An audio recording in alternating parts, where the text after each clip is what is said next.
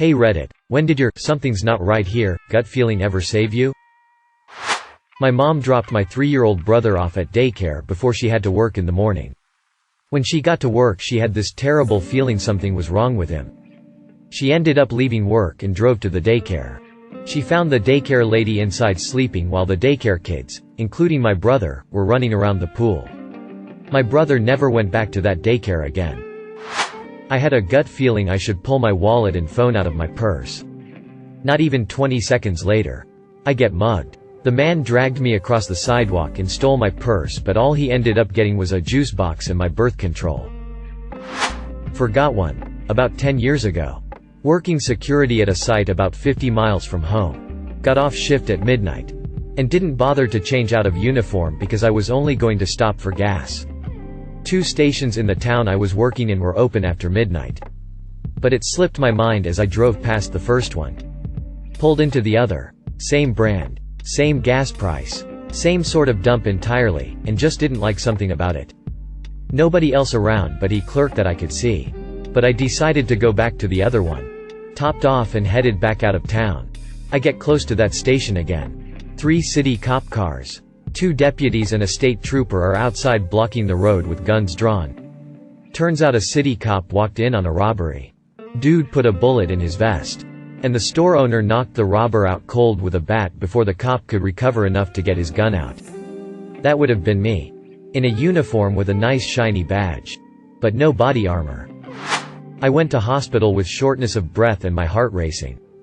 They did a chest x-ray. Blood test for blood clots.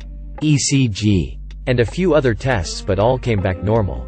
After observing me overnight everything still looked good. Oxygen saturation was perfect. My heart rate was still a bit elevated but nothing too crazy. And it seemed that it was likely leftover symptoms from a bad virus that I'd had a week or so earlier. The doctor asks me how I would feel if they sent me home, and I just had a bad feeling about it all. I told him as such and that I had no real basis for it except that I just felt off about it. He said fair enough. Let's try one more test, and if that comes back negative then we'll send you up to general medicine and see if they can track something down. That test was a VQ scan that found despite all other tests showing no results for blood clots. I actually had a whole bunch of them in both lungs. I ended up with a diagnosis of unprovoked bilateral pulmonary embolisms and am on blood thinners for life. Super grateful both for the bad feeling and the doctor who was willing to listen to it. I smelled burning plastic early in the morning at my family cottage and almost went back to sleep. I was around 15. But got up to investigate. A socket on the outside of the building had caught fire and flames were shooting up the wall. The rest of my family was still sleeping and there wasn't enough smoke for the alarms to go off. I ran and got the fire extinguisher. Got my dad up. And put it in his hands and pointed him towards the fire. Stopped it and called the fire department. My aunt told me a story about my dad, who greatly dislikes his sister and is an all-around asshole 98% of the time. Calling her out of the blue one night while she was in college. She answered. He said he didn't know why but he had this urge to call her. To make sure she was okay. She told him she was fine and thanked him for calling to check on her. She never told anyone else except me. And hopefully a therapist or two. But she was holding the bottle of pills she was planning to commit suicide with right when he called her. 20-some years later and she's very happy with her decision to live. Edit. Since this has unintentionally garnered attention, please check out ways you can help or donate in your community. There is always the National Suicide Hotline at 1-800-273-8255. Also good to know. Community services boards often have a mental health department with paid employees working their crisis hotline, mental health services line during business hours, and volunteers outside of that, who can work with you to get the help you need. If you, or someone you know, has suicidal thoughts or struggles with substance abuse, please check the resources available to you. They can guide you through the process, give you information, help you call in a wellness check, direct you to other community resources such as shelters and safe homes, etc. 5 years ago I was one of the employees on the other end of the phone. Not a day goes by that I don't remember the people who were saved by reaching out. As well as the people who I failed to help. If you're struggling and think you'll be a burden to those lifeline workers, please know you'll live in their memories as a success story forever. We draw strength from your strength. Reach out. Get help. I was going to meet up with someone from Marketplace to buy a phone and the feeling hit me, so I called the woman and a man answered, trying to play off the fact he's a man, and I passed by where we were meeting at and it was dark and I heard voices in the background on the phone call. I never stopped the car and kept going. Pretty sure I saved myself from at the very least a mugging, but learned a good lesson. Always meet in a public place. In 2004. On Boxing Day. Not me but my mother. Family trip including all cousins and extended family on my dad's side to visit the coastal south of Sri Lanka on vacation. About 20 people in all. Well-planned trip. Last moment my mother didn't want to go. No reason at all. None of us could get her to explain why, but she refused to go. So we went inland on a different trip to see some other relatives. Around midday. The entire extended family now on both sides were sitting shocked in front of the television watching the very same hotel we booked being washed away live by the tsunami. To date, she still can't explain what she felt. Thanks for the gold and silver guys and LT. 3. Not me. But my mother. Saved my grandfather's life when he had a stroke in his chair in their living room. We had all started to walk around the development. When my mother, after about 50 to 75 meters from the house, said, "I am going to go back and check on Dad." I went with her. And I nearly witnessed my grandfather die. He was on the chair. Conscious. But unable to move or talk. Just looking at my mother with bulging eyes. She called 911 once. Then twice when she felt that they were running late. Ambulance came. Got him on the stretcher. But it was too wide to fit out the door. We ended up tearing the door frame off to get him out. Because he was conscious. He actually remembers the ride to the hospital. He told us later that he heard the driver or someone say, "There is not a chance that this guy lives." That was when I was around 5 to 6 years old. He is still alive to this day. More than a decade later. At my mother's funeral. Part of his speech was about how, without my mother's actions, he would not have been able to spend time with her during her final years of life. And for that, he is eternally grateful. It didn't save me. But saved a friend. A big group of friends and I were walking home from an event in a town we weren't used to. It was night. And hardly anyone was around, empty streets and all that. We were walking down a sidewalk that had high fences next to it. So when you turned a corner, whatever was around it was out of sight. One of the girls fell behind, distracted by her phone. I think. And I noticed. So I started drifting behind as well to become a sort of midway point between her and the group. Soon, we were nearing where we were staying. And our group rounded a corner. Then started making their way into the yard where our living quarters were. I saw a car drive past us. Then turn the corner down the street the girl was still on. As soon as I saw it, I suddenly got this suspicious, awful feeling. So I stopped. And went back to the corner to keep an eye on the friend. The car drove past her. Stopped. Did a complete U-turn. And slowly started creeping up behind, alongside her. She was still on her phone. And wasn't noticing a thing. I stepped out from behind the corner. And started walking towards her. The car sped off quickly as soon as the driver saw me. It scares me that someone could have grabbed her. And none of us would have seen a thing. It would have just been one of those cliché movie moments where you turn around. And realize a member of the group is missing. To compound that potential tragedy.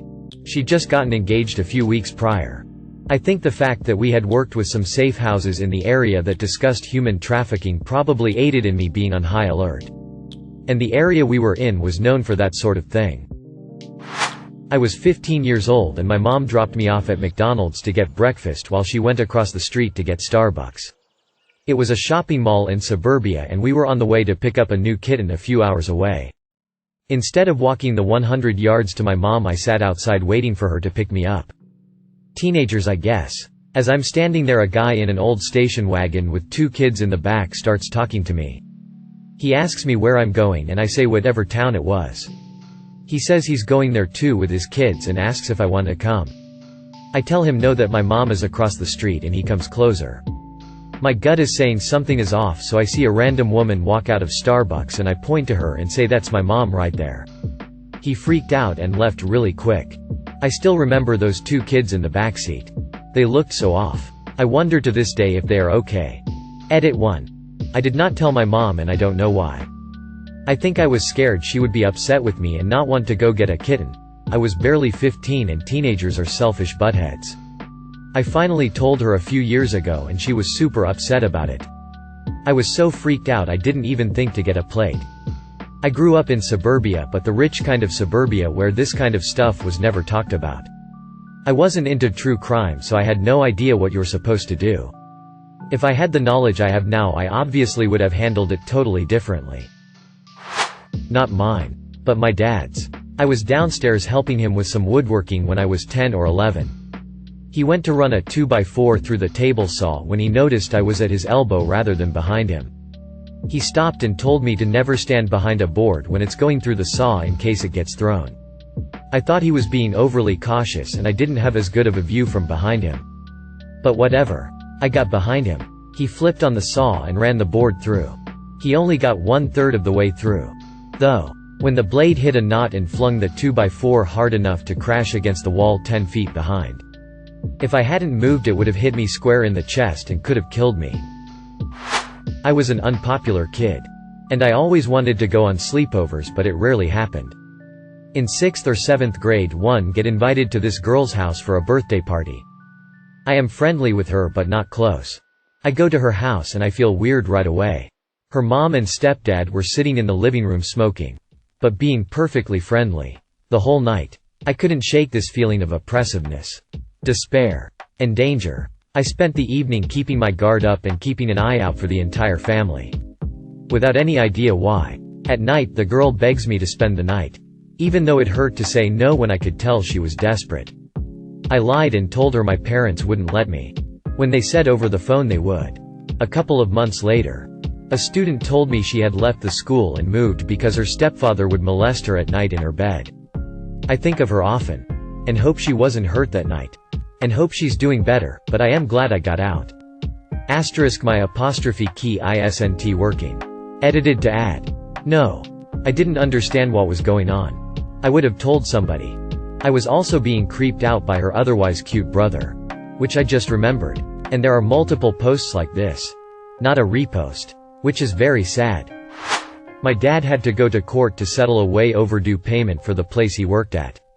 He was going to take me with him so I can be more exposed to the adult world, so to speak. However, that meant he would have to leave the office back door unlocked so the rest of the staff could clock in. He suddenly didn't feel right about it and decided to have me man the office instead. He got T-boned outside the courthouse on the passenger side of the car that day. The car was totaled and I would have gotten severely hurt if I was there. Edit 1. Wow, didn't expect people to love this story so much. To help clear some things up, we both first traveled together to his office to unlock the door. He got out of the car, unlocked the back door, and when he came back to the car, that's when he decided to tell me to stay at his office. It literally delayed him by only the few seconds it took for me to get out of said car.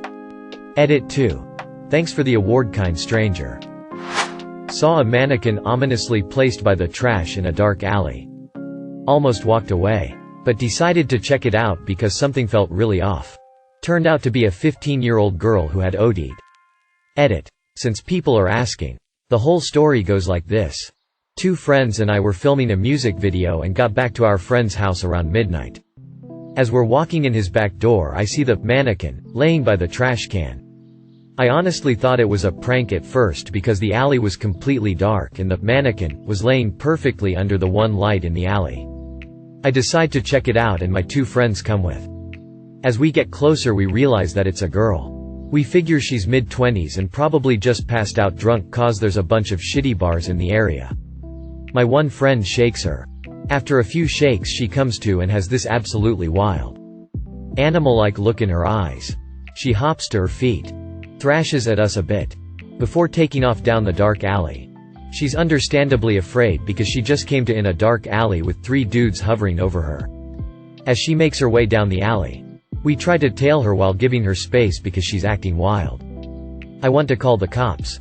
My one friend wants to help her but not call the cops and get her in trouble, and my third friend wants to leave her figuring she's just drunk and headed home.